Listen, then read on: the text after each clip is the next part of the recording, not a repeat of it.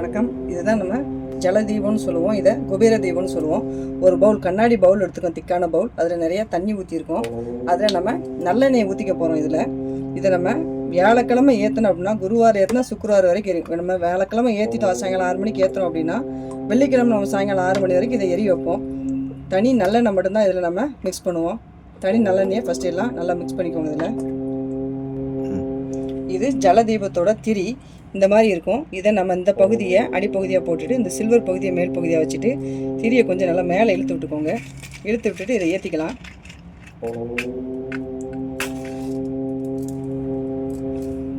இதை ஏற்றிட்டு இதில் ஸ்டாண்ட் இருக்குது, நம்ம ஸ்டாண்ட் வேணும்னா வாங்கிக்கலாம், இல்லைன்னா ஸ்டாண்ட் இல்லாமலும் அதில் நம்ம போட்டுக்கலாம். இந்த மாதிரி ஏற்றுறதுனால நம்ம தொழில் பண்ணுற இடங்கள்லையும் வீட்லேயும் ஏற்றுறது மூலிமா நல்ல செல்வ வளம் இருக்கும். நல்ல ஒரு பாசிட்டிவான நல்ல விஷயங்கள் நடக்கும் நிறைய.